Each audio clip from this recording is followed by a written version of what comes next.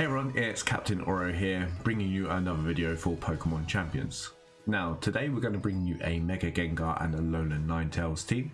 This team was piloted to a 4th place finish at the Grand Challenge Festival, which had over 6,000 players competing. The original pilot and team builder was Santino Tarquino. For those of you who don't know him, he is the 2020 Players Cup champion and the 25th anniversary Invitational champion, where he beat Ray Rizzo in the grand final. Now onto the team that he piloted during the Grand Challenge Festival. Obviously it's a Mega Gengar team, so you can enable the Perish Trap with the Perish Song and the Shadow Tag ability of the Mega Gengar. But there's a couple of other interesting tech choices on this team that help you support the Mega Gengar mode, or if you wanted to go down other avenues to beat your opponents during your games. So what we'll do is we will go and break down the team before showing a couple of gameplay videos that I piloted on my Twitch stream during the week. If you wanted to catch any of my streams, they'll obviously be streamed every week, Tuesday and Thursday from 7 till 10 BST. So let's go and break that team down for you. So let's start with the star of the show, Mega Gengar. Now this is the main piece of the team. Obviously you have Shadow Ball, Sludge Bomb, Perish Song and Protect as coverage. What's nice with this Gengar is because it's able to run its double stab damage, is that you can actually invest more into its modest nature. Now it doesn't have any investment in EVs on its modern nature, but it still hits really hard because of that, and you can make it slightly bulkier so that people don't really expect it to sit around on the field that long, and then you can hit things quite nicely, and it does put in quite a lot of work. A lot of things are kind of within a 2-hit KO range, unless they have a weakness to one of its stab attacks. The other nice aspect is because you've got Ninetales on this team, Ninetales carries both Disable and Encore, so Gengar doesn't need to run it, which means you can run that more offensive Gengar to support the rest of the team. Now, moving on to the Alolan Ninetales, I think this combination of Alolan Ninetales and Gengar that is creeping up is really, really nice. As I mentioned, you can build it in a couple of different ways. I've seen a couple run Disable, like Malcolm on the Gengar, and then the Encore on the Alolan Ninetales, with the Alolan Ninetales running something like Freeze Dry. This one has got Never Melt Ice to boost that damage. However, it's still trained in the timid nature, so it can outspeed some of the Pokemon. This Alolan Ninetales is trained to outspeed Adamant Sneaslers. Sneaslers hit 172, this Ninetales hits 173. So that's an important matchup that you can kind of hit. That's important because of the Encore and Disable factor of this team. Effectively, Ninetales can effectively lock that Sneasler into an Encore or disable that Dire Claw that it would be weak to, if you know that it's running an adamant nature on that Pokemon. Obviously that's a little bit harder to tell in a best of 1, but if you ever go to a tournament and play a best of 3 with this team, you would be able to tell the nature of that Pokemon due to interactions of the field. Once you played a best of 3, you'll have that information. Now the real value in this Pokemon is that Encore and Disable. There's an amount of times that I've been able to kind of say, okay, I don't want you to do that move, I'm going to disable it, or you've just clicked Protect or you've clicked Fake Out, I'm going to lock you in there, and that means your one Pokemon isn't moving for this turn, which makes it really, really handy, and it gives you kind of a control on the game.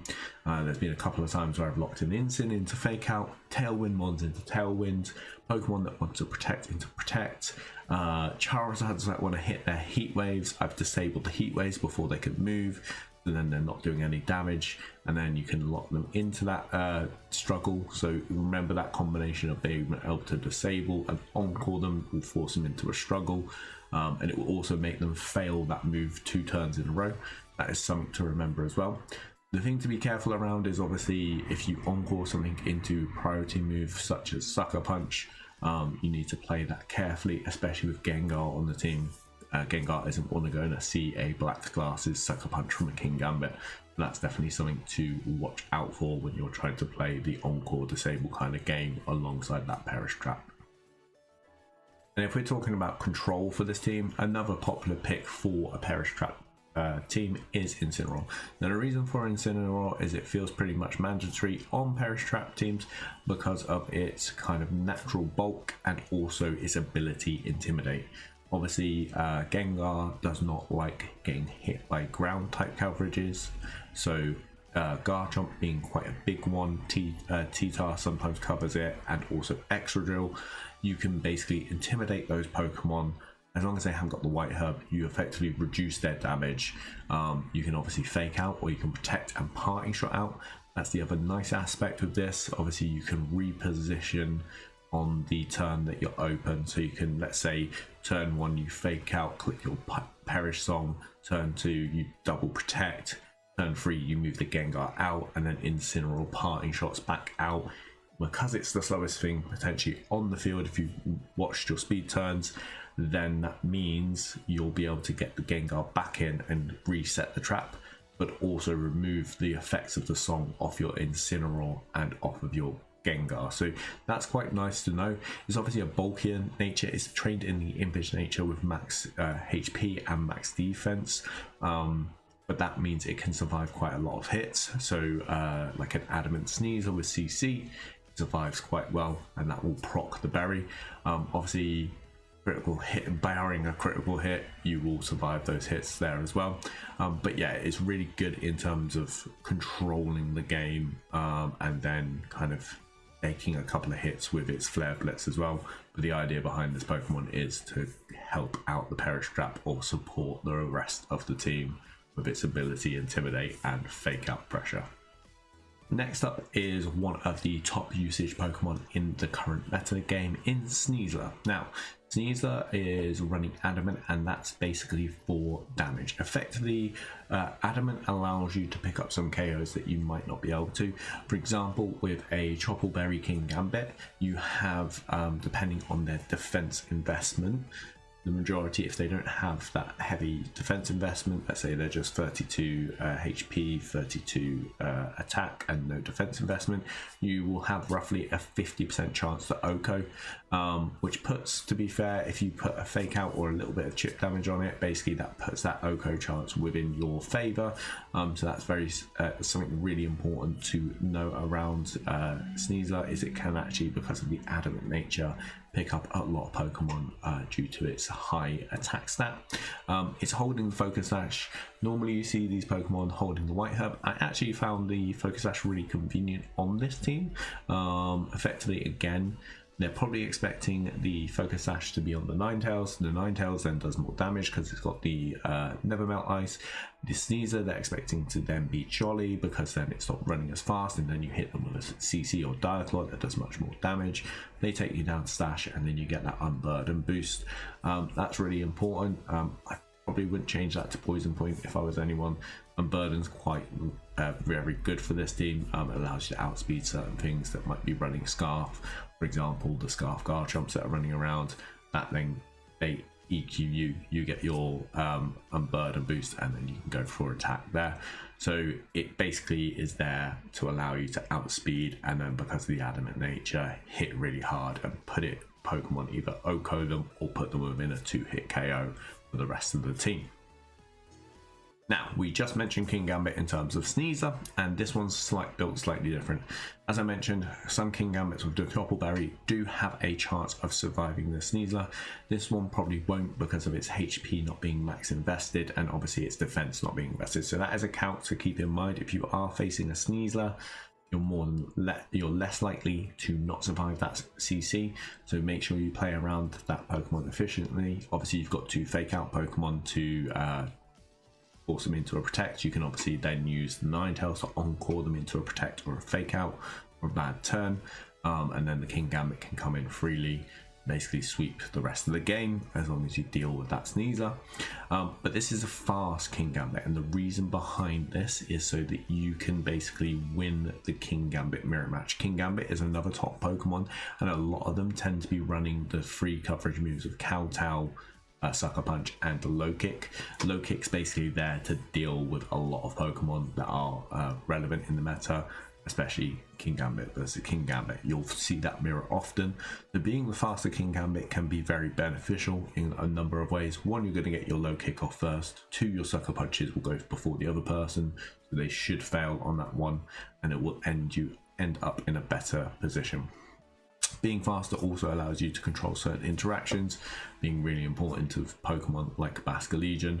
Basculegion seems to be trending towards a bulkier set.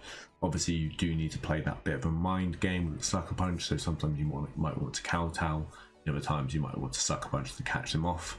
I really like the lead of Kingambit Sneasel or Kingambit Incineroar into games.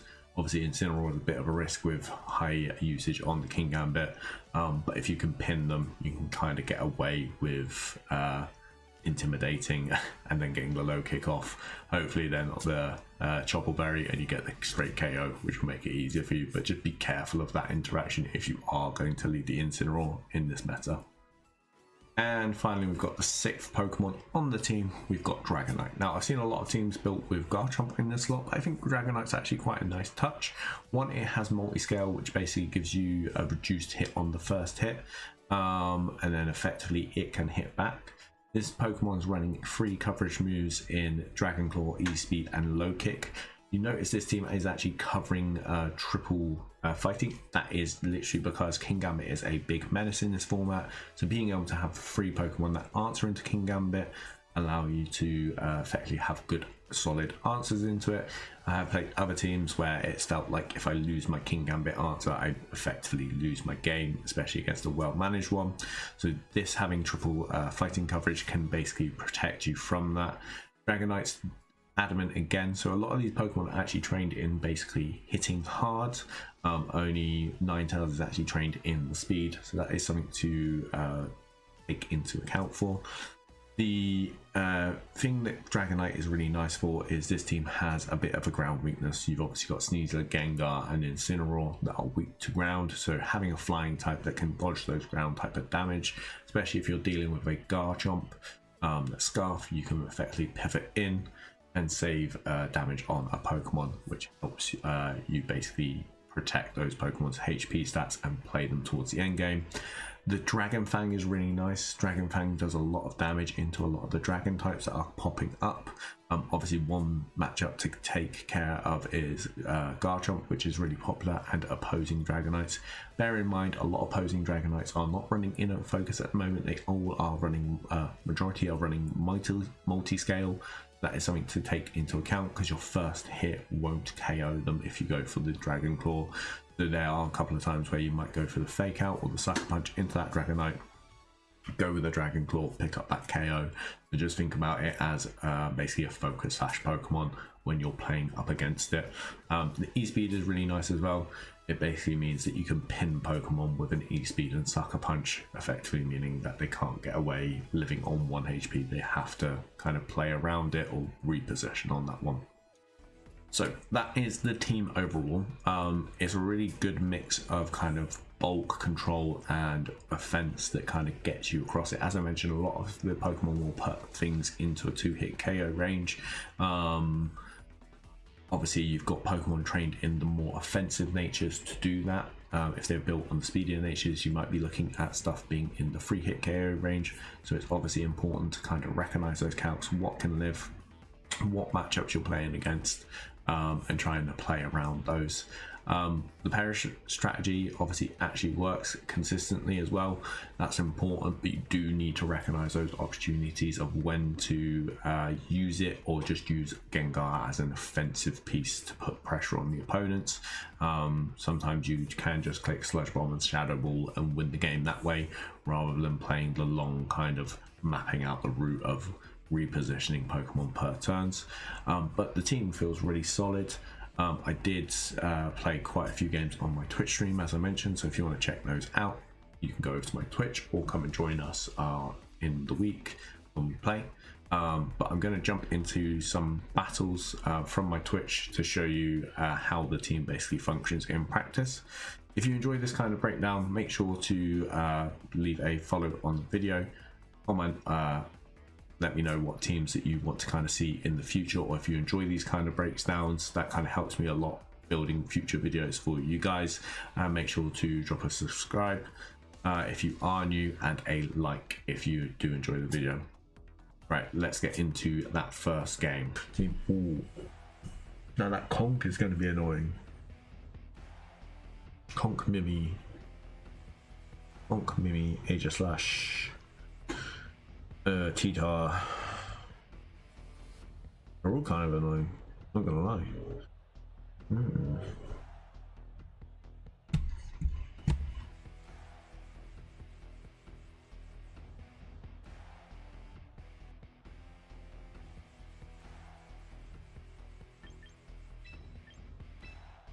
Which is why I don't mind these two in the lead.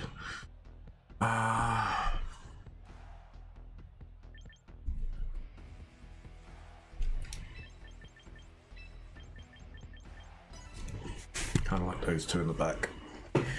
Yeah, this team doesn't feel like it relies too heavily on the Gengar, which is the nice aspect.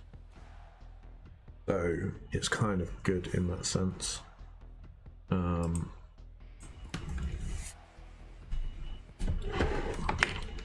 Basically means you don't have to have it always.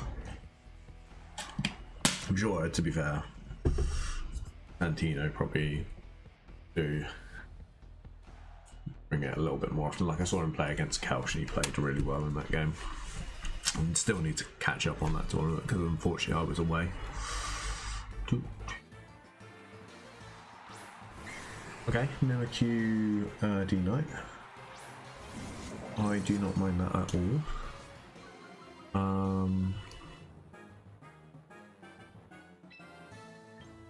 I think here I just want to protect and parting shot out of the D-Knight here.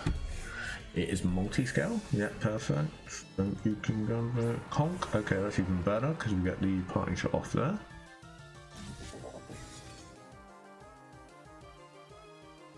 And if they go for Trick Room, they're actually in a really good position here. It's kind of annoying. I'm going to bring Ninetales out, however.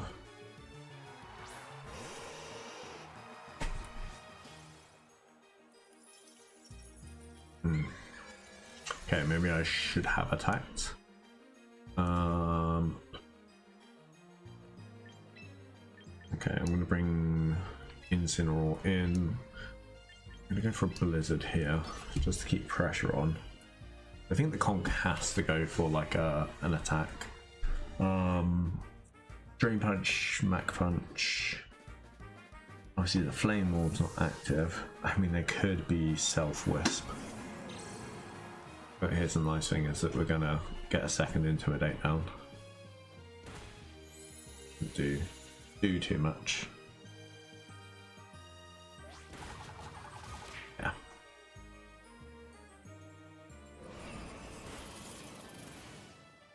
Perfect, and we break the Mimikyu's disguise, which is really nice here.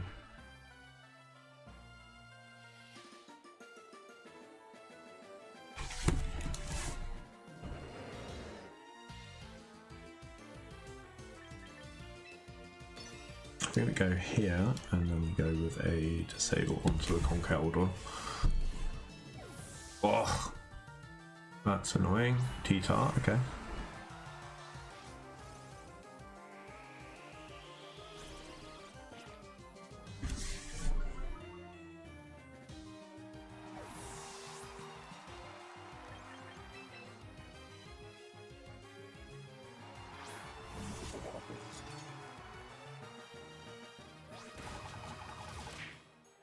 Okay, I mean that's fine.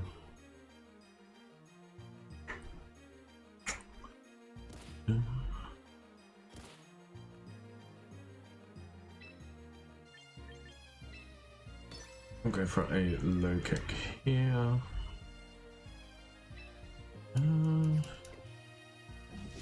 Are we actually threatened by you? No, I think going into a Kowtow actually and then into the Incineroar here is probably better. Yeah, because they're getting Conk back in. Yep, because they want to have weather control.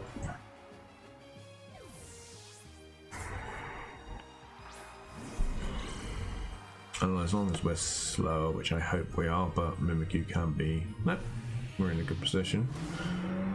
Oh, it lives. Don't wisp. Don't wisp. Oh, Shadow Claw. Okay. I mean, we've just whittled this down, really. I'm not gonna lie.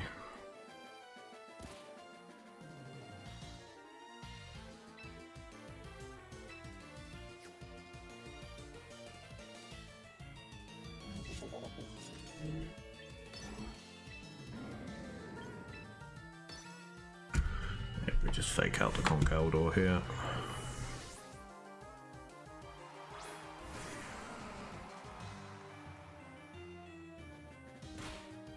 I was half and half about to do that low kick.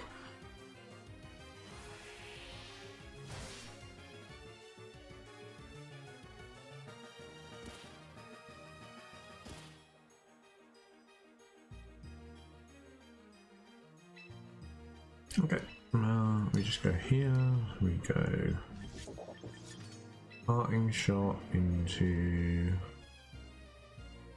Conk, I think.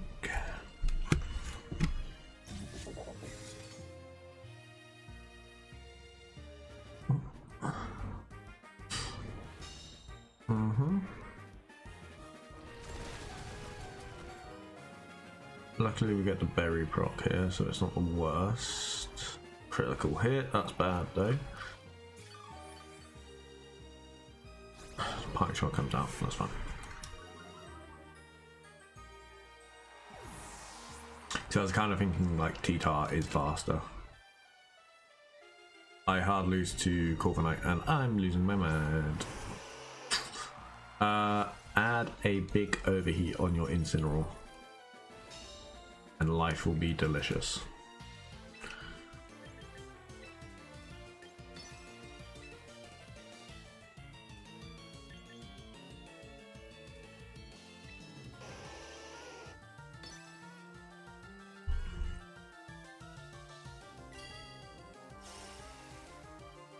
Brutal H. Fair enough, I get that.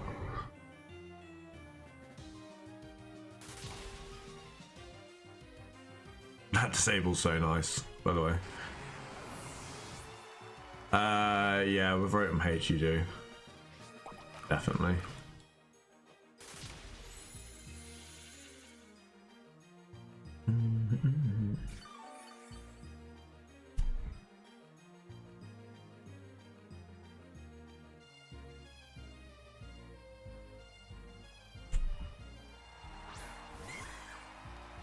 Okay, Mimikyu comes in here.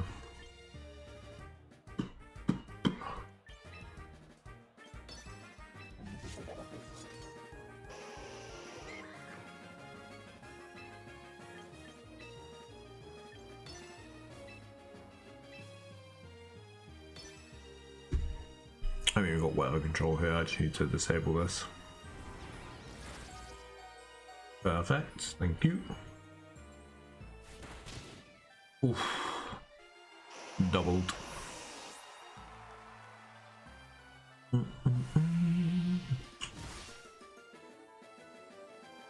don't know how he'll like kill me.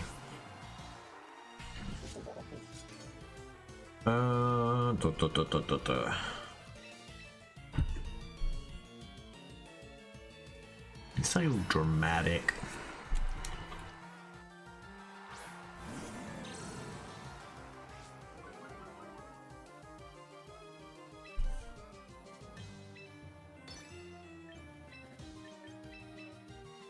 Kind of going off the ebb and flow that they are going to not click a dragon move into my Incineroar. Yeah, no, I get the Wisp Swing though, but it will help. I mean, the other option you have is Scovillain. Burns all round.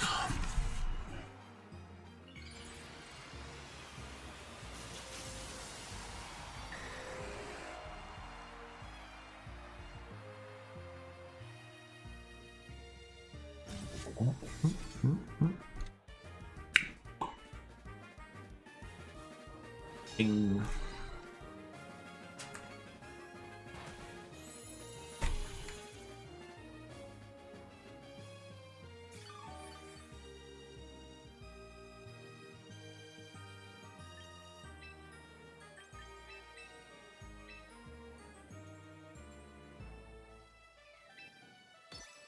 protect there.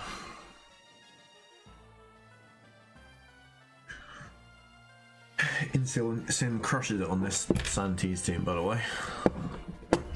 So it is a weird set. It's like max defense, max HP.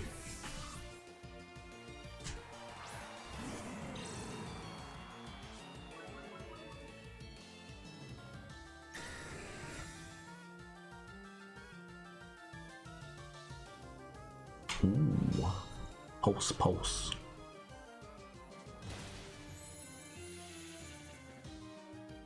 Ugh. Kill me.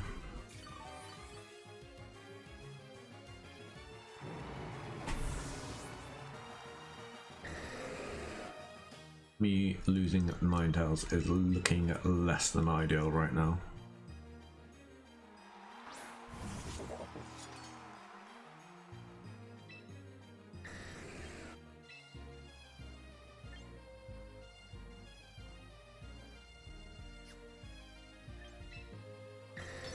Sucker into Dragon Claw?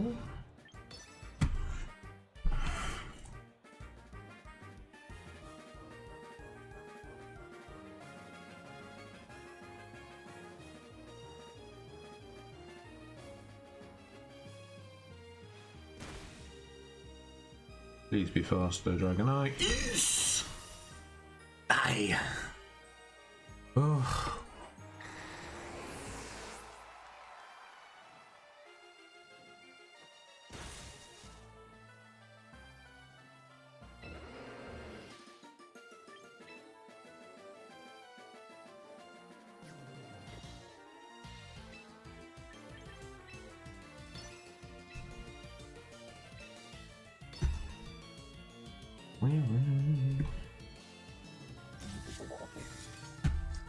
Don't think they expect it. I think played like quite safe and careful for that.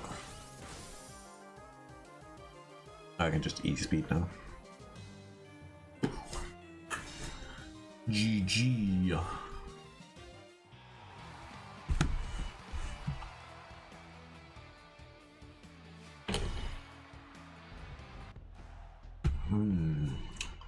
Ooh.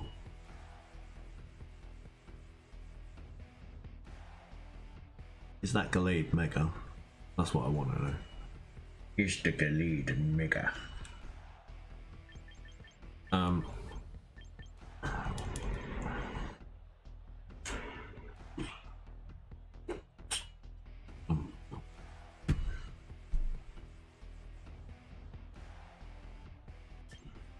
we both can't lead Instant into this, which is the funny bit.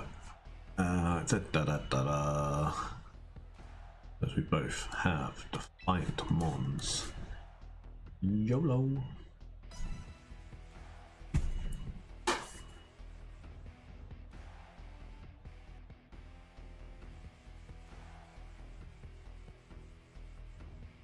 Yeah, if I lead Instant into the frickin' Milo, I would be like, ugh.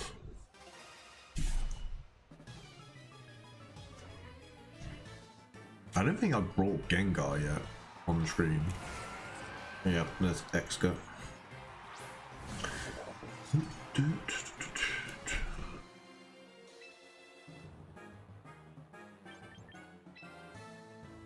Let's go for a low kick, calling them,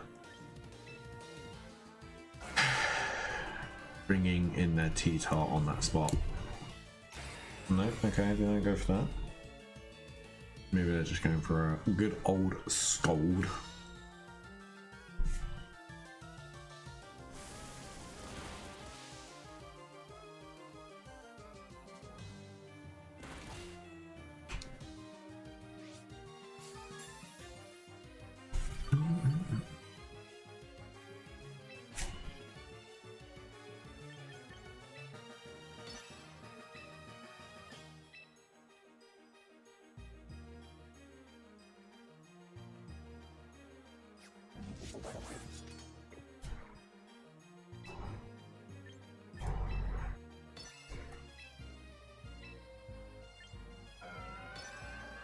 This is acceptable. Uh-huh. Hi, Tita.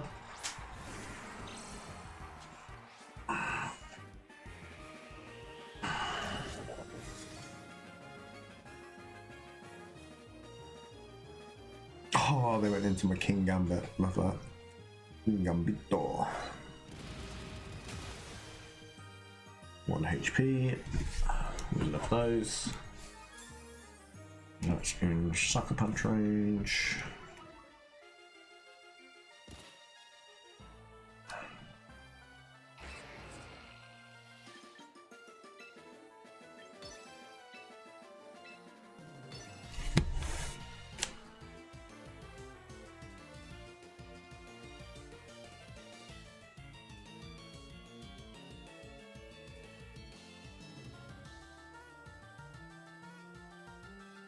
One HP and a Sucker Punch. Bit of kowtowed. Oh!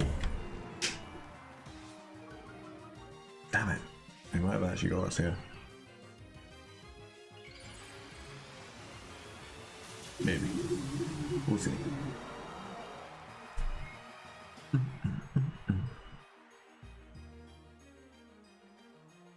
That Incineroar is massive.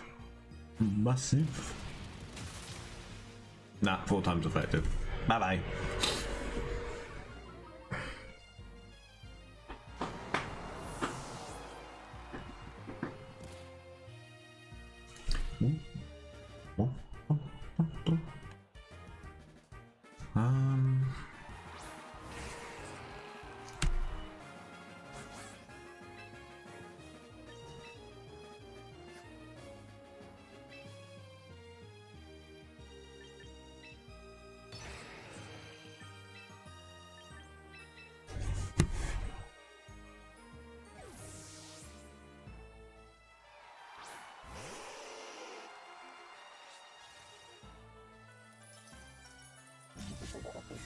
So I played this play because if they go for an encore, if they go for a fake out, I can encore the Incin and stop them doing any shenanigans.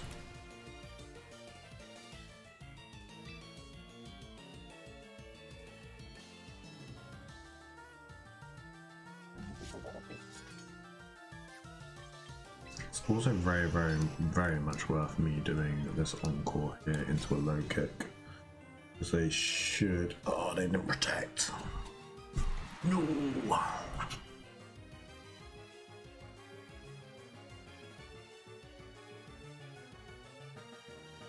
I just went for the Iron Head. Okay. I mean, I'm fine with that.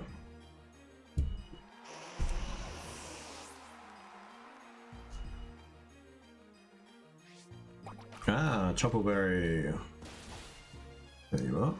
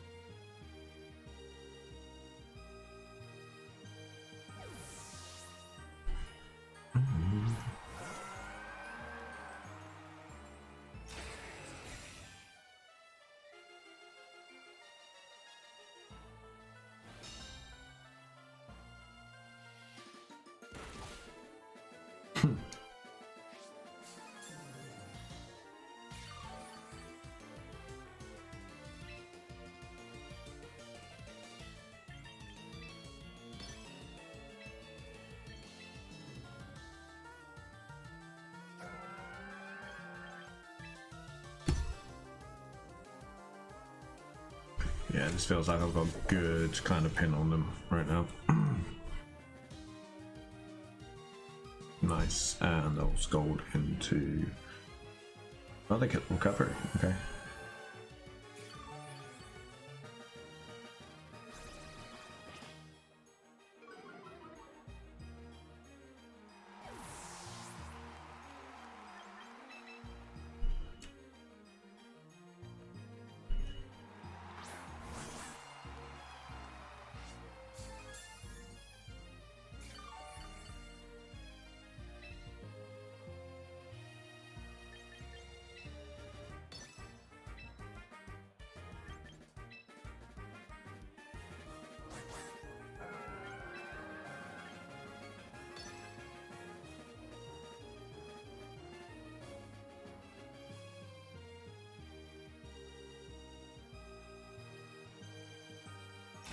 Okay, that's fun.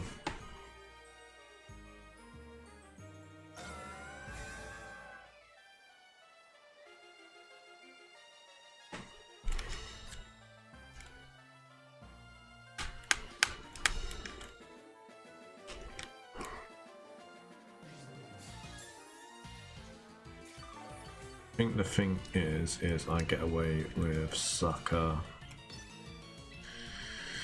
into CC here.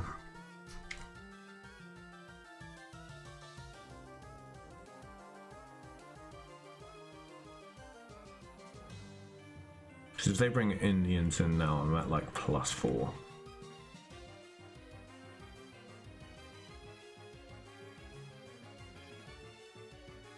Maybe I should have stuck a bit extra drill.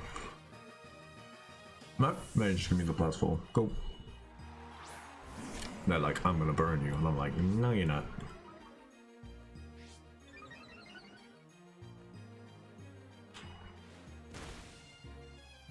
Goodbye, Milo. Nice to know you. Goodbye, Incineroar. Yeah. I vaguely thought, like, okay, if they don't give me the +4, I'm still fast and extra drill. So Sucker plus this wins me the game, and then they have to deal with Incineroar plus Sneasler, which effectively I can just fake out. Like, they have to play fake out plus CC into everything basically. Hotel, knowing I outsped. And then I get the Sucker Punch off onto the Rotom. Essentially the play.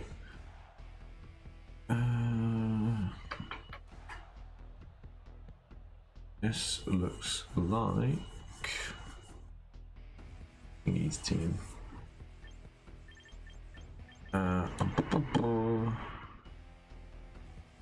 Say Thingy's team, I mean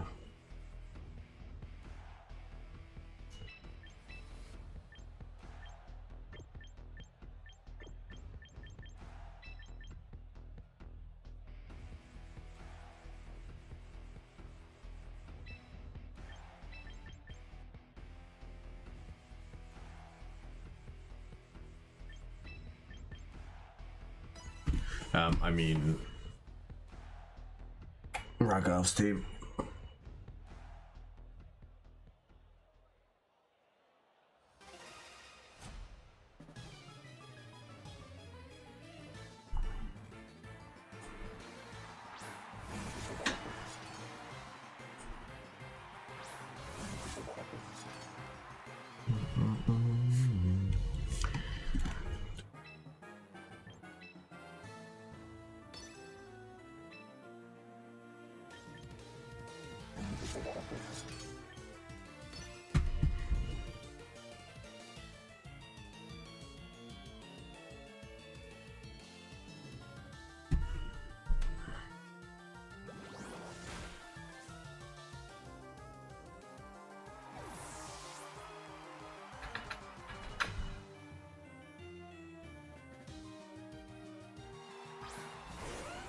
Okay, Jet the guard jump.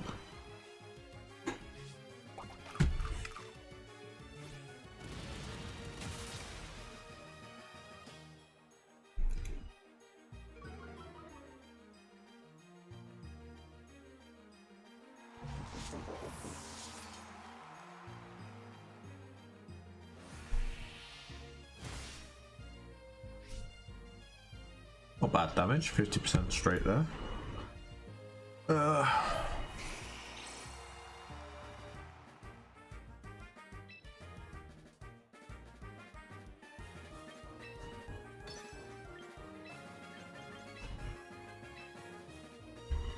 Switch Incinin for the Intimidate. Kingambit's going to need it to be protected, so potentially the switch on the following turn.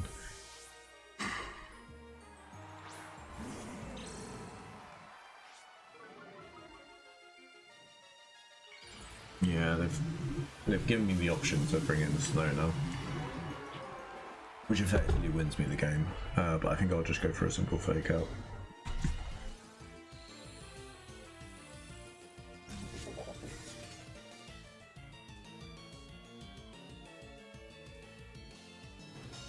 Spicy. Yeah, this is the team I was on about.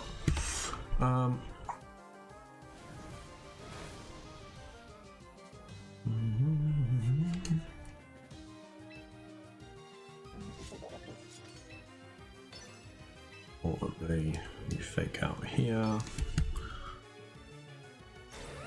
Yeah, they double protect.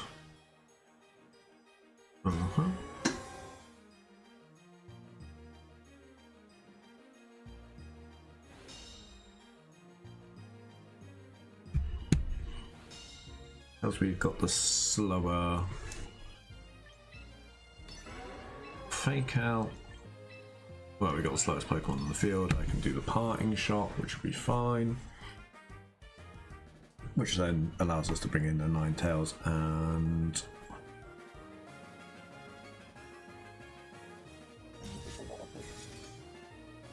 basically if they go for any move other than Heat Wave, we're in a quite good position.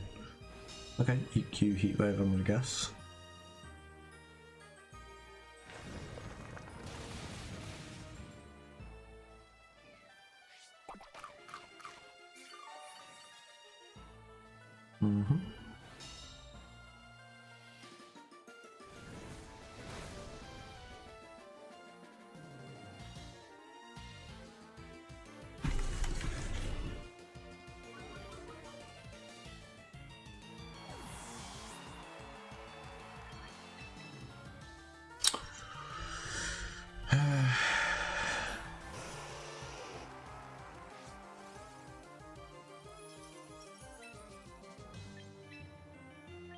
I'm going to go for a Kowtow here, and I'm going to go for a Disable here.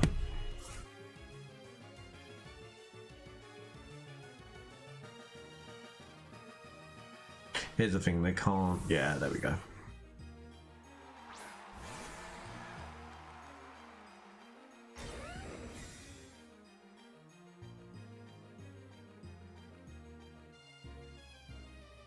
And they lose the, basically they lose the weather war this way as well.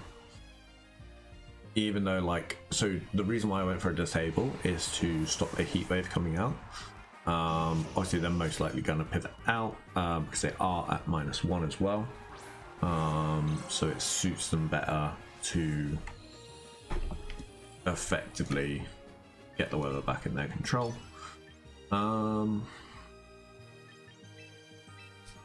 I think Incineroar's done its job.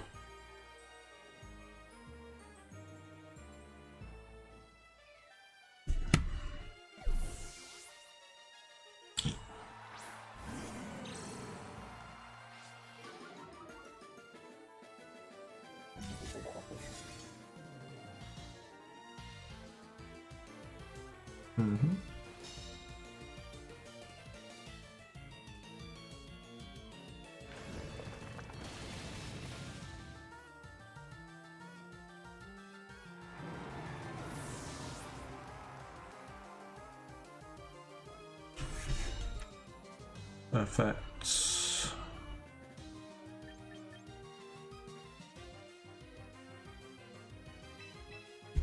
I'm gonna make this play because it will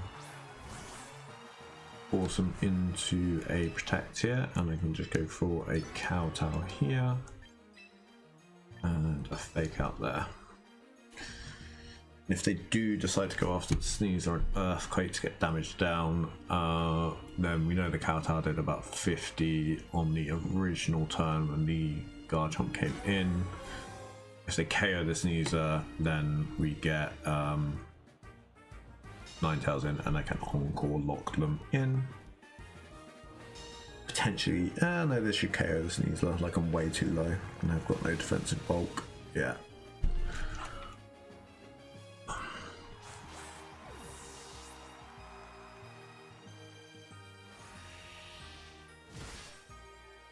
Oh, 2 HP. Big. Big, big, big. Okay.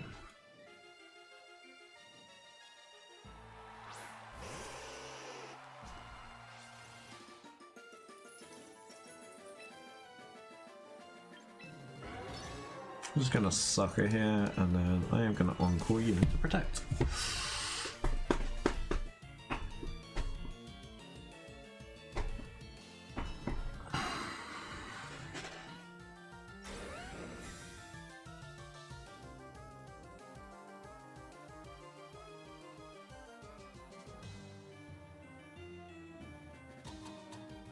There you go. So that's effectively not only out, but that locks them in to protect now, which is fun.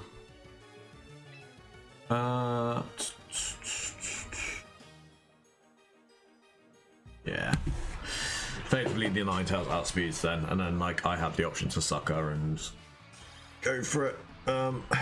They basically would have to then play the sucker mind game, but I would probably like just click Blizzard and kowtow. That stuff burns. Like every time I play it, it's like it burns every single time. I'm like, what is going on?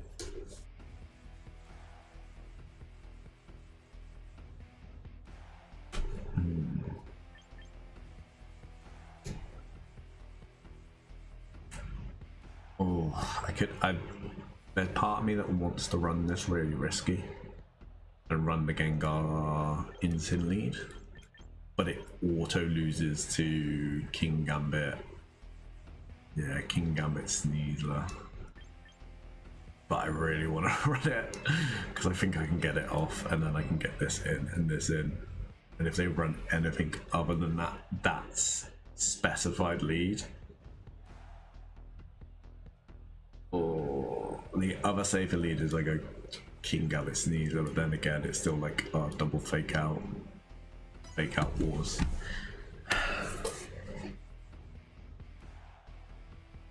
I mean, I could pivot it, protect and pivot in the Sneasler, and then they're most likely going to lead our Aerodactyl. But Kingambit Sneasler feels very hyper specific for. No, I mean it's not that. I mean, yeah, like they're just trying to bait out the fake out play, right?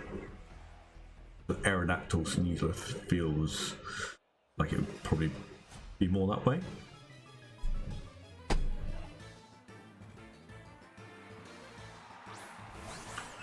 Floette Sneasler. Okay. Huh. This is interesting.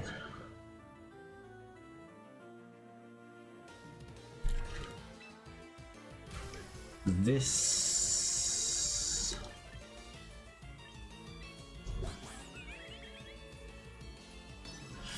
gives me a very different advantage.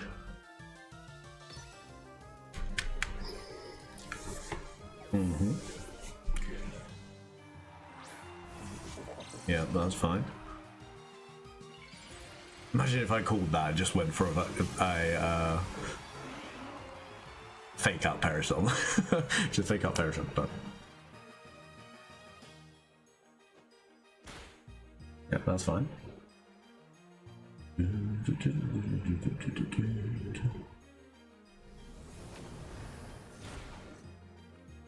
Damage.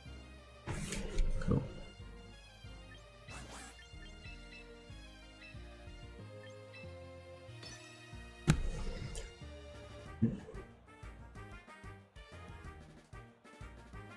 Yeah, it's definitely a team that's interesting. Like the power boost items are definitely the part that like I'm most interested in. Like I would want to know the calcs and everything like that.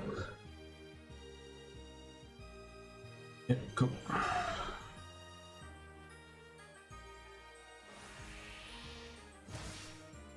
Smart play.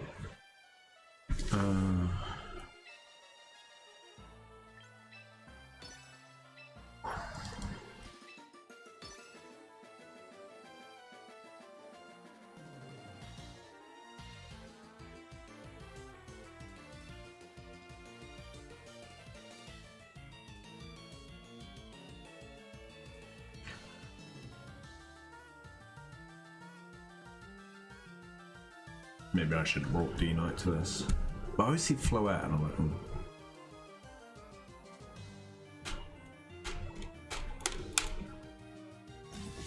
Okay.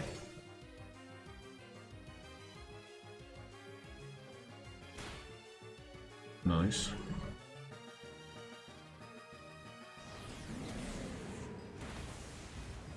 Perfect. Sneeze it off the board.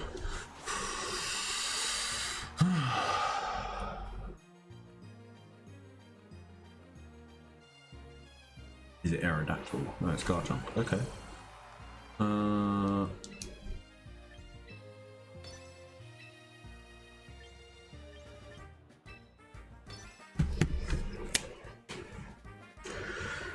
Gonna be difficult to tell if it's Scarf Garchomp.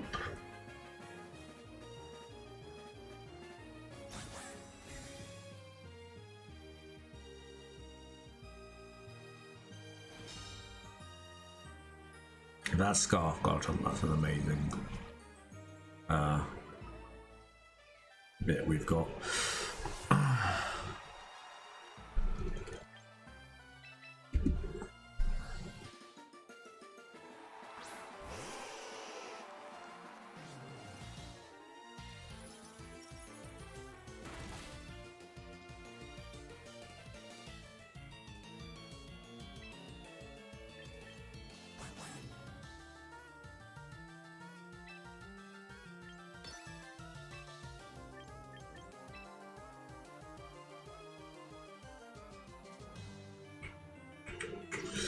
Rather try and press the advantage here.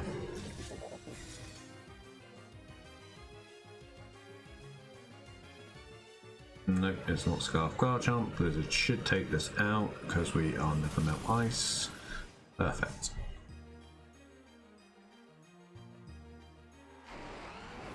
And I'm now not too bothered about the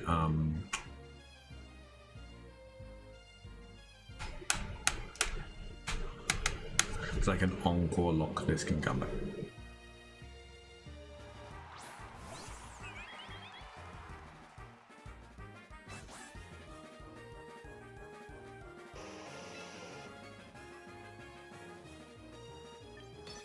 Yeah, so I just encore lock you.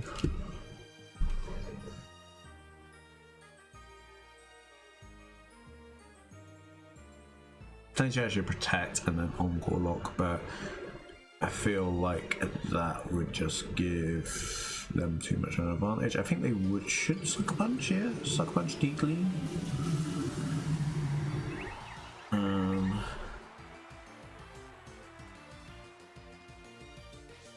But again, I think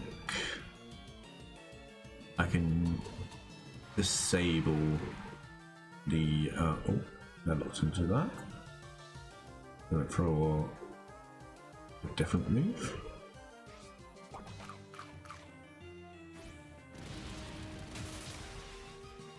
Oh, 3% live. Okay. I mean, that's fine.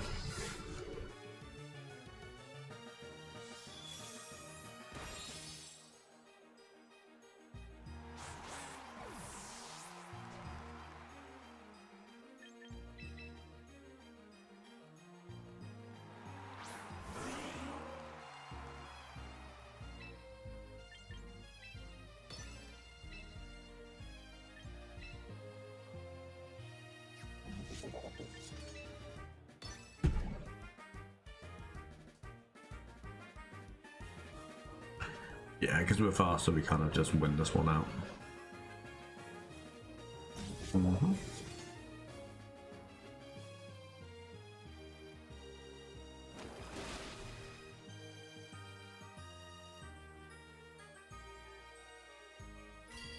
And they're always going to click D-Gleam here.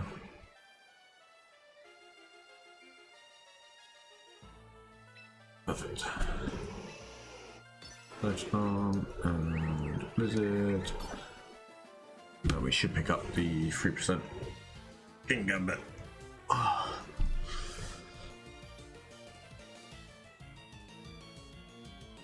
It's actually the first time I've seen a Kingambit live on that roll.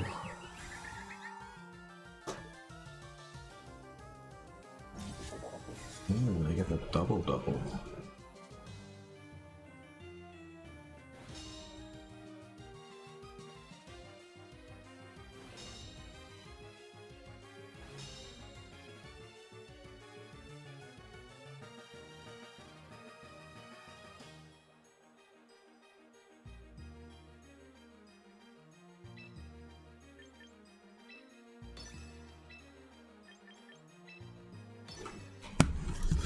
Reason I'm going for this is because they're gonna sucker punch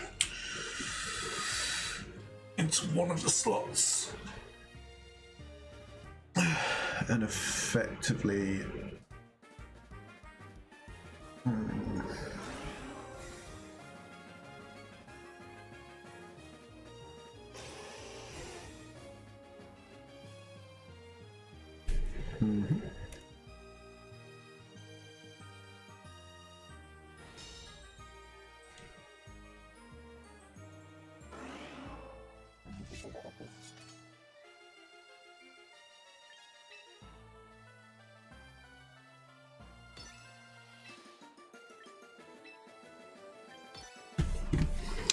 so the reason why I'm doing this now is because I uncore lock them into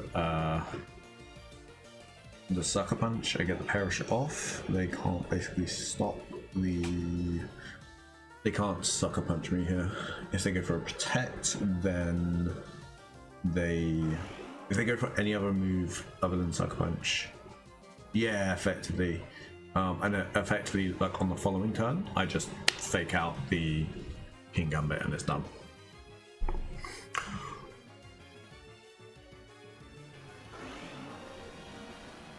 Right, and then we just encore them.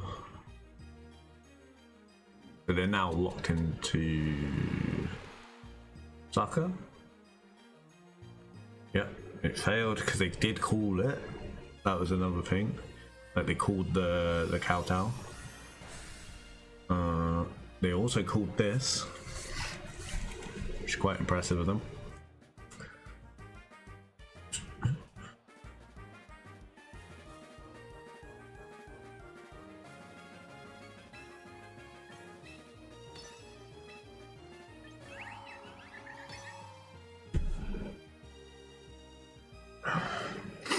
However, Insyn just basically wins us the game as well.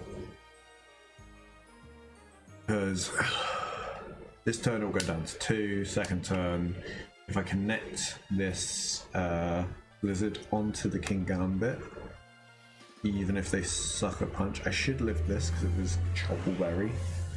And it's not black glasses, and I'm also fairy type. Effectively, even if I get Insyn in, I can just fake out Sludge Bomb the Floette, and they basically, it winds down that my Insyn wins me the game. Yeah, this is like effectively a really good Perish Trap here. Yeah, they're going for the KO. Do we get the Blizzard hit? If we don't, it's not a big problem. No, we get the Blizzard hit, there we go. And Insyn wins us the game because the Perish Trap's now in effect. But when you're doing the Perish Trap, you've always got to consider, okay, I need one Pokemon more than they've got. So if they're like now they're 1v1, but actually I've got one in the back, so it's 2v1. And effectively we just win this with a fake out side bomb.